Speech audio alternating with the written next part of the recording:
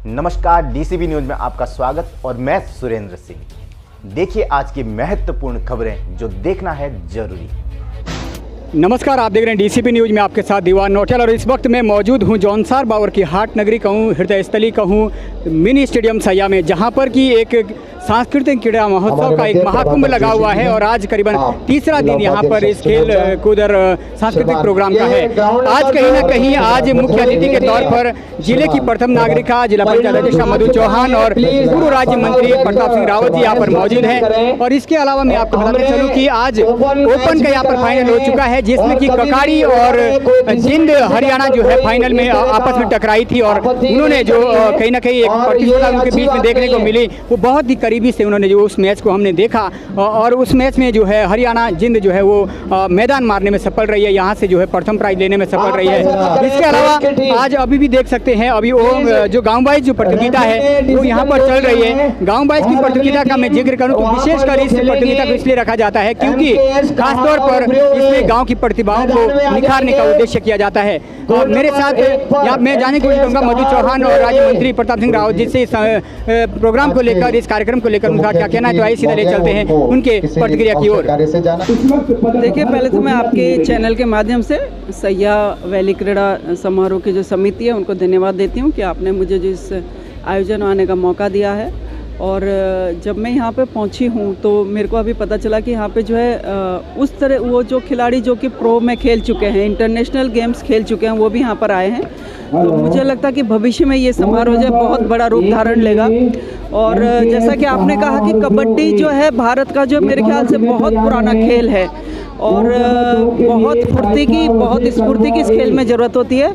एक जैसा आपने कहा कि एक अच्छा सुझाव है, एक यहाँ पे एकेडमी खोली जा सकती है जिसमें कि यहाँ पे खिलाड़ी जो है अच्छी कोचिंग ले सके। और मैं कोशिश करूँगी कि इसमें अगर मेरा जिस तरह का सहयोग चाहिए या जहाँ पे हमारी जो और जितने भी समितियाँ बनी हुई है, क्योंकि कबड्डी के खेल जो यहाँ पे लगभग बहुत सारी जगह पे गाँव वाइज भी होते हैं, ब्लॉक वाइज भी होते हैं, तो मेरी तरफ से अगर उनकी तरफ से कोई प्रस्ताव आ जाए तो चाहे राज्य सरकार से हो या भारत सरकार से, जहाँ पे भी मेरा इसमें पत्र की जरूरत है, कहीं मुझे बातचीत की जरूरत है, तो मैं कोशिश करूँगी कि ये एकेडमी यहाँ पे खुल सके। निश्चित रूप से जब हम किसी को सफल व्यक्ति को अपने बीच में पाते हैं, सिर्फ खेल में ही नहीं और क्षेत्र में भी हम कह सकते हैं, चाहे राजनीतिक क्षेत्र में हो, चाहे खेल क्षेत्र में हो, चाहे और किसी भी क्षेत्र में हो, तो हम लोग जब किसी को देखते हैं तो हमको लगता है कि अगर ये व्यक्ति स्टेज तक पहुंच सकता है तो हम भी पहुंच सकते हैं। और जैसा मैंने कहा कि हमारे जौनसार में प्रतिभाओं की कमी नहीं है, सिर्फ उन प्रतिभाओं को थोड़ा आगे बढ़ाने का और उनके एक प्रोत्साहन की जरूरत है। मेरा इस संबंध में कहना है, सैया जैसे क्षेत्र में निश्चित रूप से खेल कूद एकेडमी होनी चाहिए और मैं निश्चित रूप से सरकार से इस संबंध में मांग भी रखूंगा।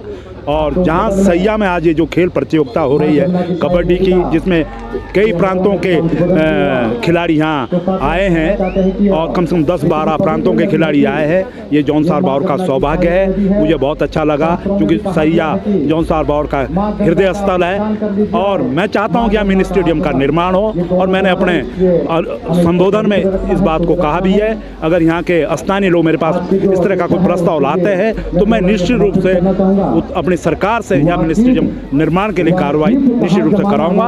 अगर यहाँ भूमि अगर यहाँ का स्थानीय लोग उपलब्ध कराते हैं तो निश्चित रूप से मैं मिनी स्टेडियम की आवश्यकता है। कबड्डी नहीं, आपके वॉलीबॉल है, आपके फुटबॉल है और भी कई क्रिकेट है, तमाम खेलकूद और भी कई खेलकूद है जिसके लिए मिनी स्टेडियम की आवश्यकता है। और इसके साथ साथ जैसा कि आपने कहा है, हमें एक एकेडमी की भी ज़रूरत है जो हमारे क्षेत्र की जो प्रतिभाएं हैं उन्हें आगे बढ़ने का मौका मिले। मुझे प्रसन्नता है बाडो जैसे गांव से एक अजय चौहान, एक कुमल का चयन भारत स्पोर्ट्स अथॉरिटी भारत सरकार में हुआ है कोच के रूप में। उस तरह से तमाम हमारे क्षेत्र के तमाम युवा ऐसी प्रतिभाएं छिपी है जो निश्चित रूप से हमारे क्षेत्र का मान देश में बढ़ाएगी, विदेशों में बढ़ाएगी। निश्चित रूप से यहाँ एकेडमी की आवश्यकता है ताकि हमारे जिन लोगों की रुचि खेल कूद के प्रति है उनको एक अच्छा अवसर मिल सके। Thank you. हमारे साथ मौजूद है सैया क्रीड़ा सांस्कृतिक सैया वैली क्रीड़ा समिति के अध्यक्ष मैं जानना चाहूँगा सबसे पहले अनिल तोमर जी हमारे साथ मौजूद है। और आज इस 2022 में सांस्कृतिक क्रीड़ा महोत्सव का जो इस बड़े स्तर पर आगमन किया जा रहा है, इसमें कहीं ना कहीं जो अध्यक्ष महोदय है उनकी एक महत्वपूर्ण भूमिका है। और जानना चाहेंगे कि इस क्रीड़ा एवं सांस्कृतिक प्रोग्राम के पीछे का उद्देश्य क्या है, क्या इस क्षेत्र की प्रतिभाओं को इसके माध्यम से हम एक मंच दे सकते हैं। तोमर साहब, सबसे पहले तो आपका बहुत बहुत धन्यवाद सर, आपने अपना कीमती समय दिया।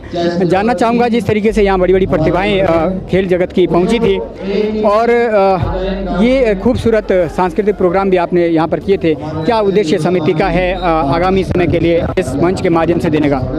सबसे पहले आपका चैनल का बहुत बहुत धन्यवाद। ये सैया वैली क्रीड़ा एवं सांस्कृतिक समारोह प्रथम बार हमने यहाँ पर ये कार्यक्रम रखा और हमारा जो मेन मकसद है वो वही है कि हमने महिलाओं की जो कबड्डी खिलाई, बेटी पढ़ाओ बेटी बचाओ, बेटी को आगे बढ़ाओ, हमारा यही जो एक मुद्दा था, इसीलिए हमने महिला कबड्डी रखी थी। 13 को हमारा महिला कबड्डी प्रोग्राम हुआ जिसमें दिल्ली विजयी रही। 14 को हमारे ओपन गेम चले जिसमें से लगभग 32 टीमों ने प्रतिभाग किया और कम से ज़्यादा टीमें जो है आउट ऑफ स्टेट से आई थी और जिसमें प्रथम रही जिन हरियाणा और सेकंड रही ककाड़ी। दोनों ही टीमों में प्रो के खिलाड़ी थे। 18 खिलाड़ी लगभग प्रो कबड्डी के हमारे इस कार्यक्रम में आए और उन्होंने प्रतिभाग भी किया। हमें जो है युवाओं को जो आज बढ़ता हुआ नशे से दूर करके हमें जो है खेल के प्रति उन्हें जागरूक करना है, क्योंकि खेल एक ऐसी चीज़ है जो मानसिक रूप से तो आपको बढ़ावा देती है, शारीरिक और मानसिक दोनों रूप से आपको जो है मजबूत करती है। तो मेरा सभी से यही एक अनुरोध था कि इस क्षेत्र में भी एक ऐसा हम एक कार्यक्रम करें जिससे हमारे क्षेत्र के युवा खेल के प्रति आगे बढ़ें और अपने व्यक्तित्व का निखार आ जाए। क्योंकि सर इस क्रीड़ा समिति में मैं देख रहा हूँ एक बहुत अच्छे नाम सम्मिलित हैं जो कहीं ना कहीं विभागों के अच्छे पदों पर भी विराजमान हैं और इस क्षेत्र से कहीं ऐसे राजनेता है जिनका एक वर्चस्व है अपने आप में।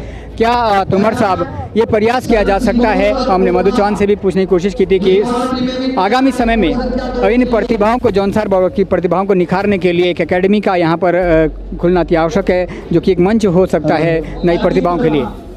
देखो, मैं तो चाहता हूं कि एक स्पोर्ट्स कॉलेज हमारे जौनसार बाबर में हो, क्योंकि आप देखोगे कि कबड्डी हमारे रग में है। जौनसार का जो भी युवा है वो कबड्डी के प्रति भली भांति परिचित है और सभी लोग कबड्डी को बड़ा पसंद भी करते हैं।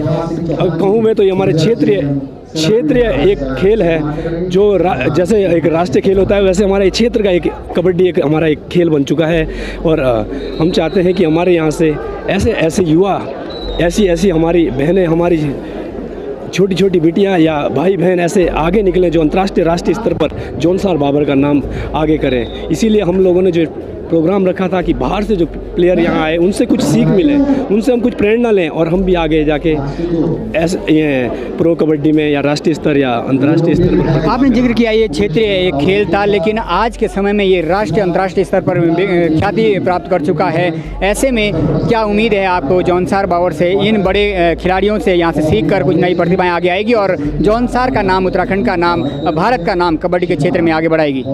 मैं जैसे कि आप देख रहे होंगे पूरी समिति 3 दिनों से बड़ी जी जान से लगी हुई है। हमारी ऑफिशियल्स की जो टीम है, मैं कहूँ तो कि ऐसी टीम है जो चाहती है कि हमारे जौनसार बाबर का जिस दिन अंतर्राष्ट्रीय राष्ट्रीय स्तर पर कोई खिलाड़ी खेल जाए उस दिन हम लोग अपने आप को सफल मानेंगे। ये हमारे जो निर्णायक मंडल है उन सभी लोगों का कहना है और हमेशा वो जहाँ भी आपने देखा होगा जौनसार बाबर के अंदर ही नहीं अपितु पूरे पछुआ दून में जहाँ भी टूर्नामेंट होते हैं वो हमेशा अपनी जो सब लोग सरकारी जॉब में हैं अपनी छुट्टियां लेके, पता नहीं निजी छुट्टियां लेते हैं या कहीं ना कहीं जैसे भी अगर उन्हें कार्य मुक्त किया जाता होगा तब भी वो अपना पूरा समय इस खेल में देते हैं। तो मेरी भी उनसे बात हुई, सर आप लोग इतना टाइम देते हैं, तो उनका कहना यही था कि हम लोग चाहते हैं कि जिस दिन हमारा यहाँ का क्षेत्र का बच्चा राष्ट्रीय अंतर्राष्ट्रीय स्तर पर खेले हम भी उस दिन अपने आप को मानेंगे कि हम लोग भी एक ऑफिशियल हैं और अच्छे ऑफिशियल हैं। Thank you so much Tomar साहब। अपने अनिल तोमर जो कि अध्यक्ष है सैया वैली क्रीड़ा समिति की, उनकी प्रतिक्रिया भी जानी। इसके अलावा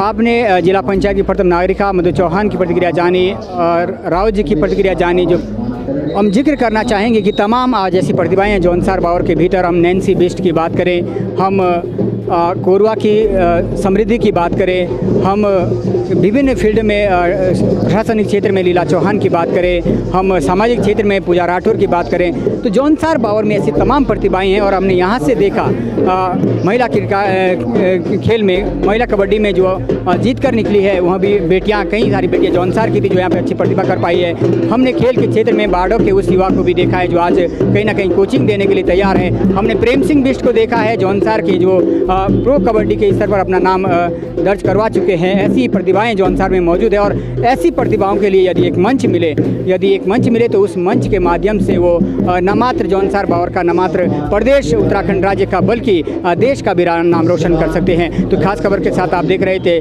डीसीपी न्यूज़ के माध्यम से ग्राउंड जीरो जौनसार बावर की हृदय नगरी सैया से हमारी खास कवरेज आगे के लिए बनी रहेगा हमारे साथ। तब तक के लिए मुझे दीजिएगा इजाज़त, नमस्कार। आगे के अपडेट के लिए बने रहें डीसीपी न्यूज़ के साथ। जय हिंद, जय भारत।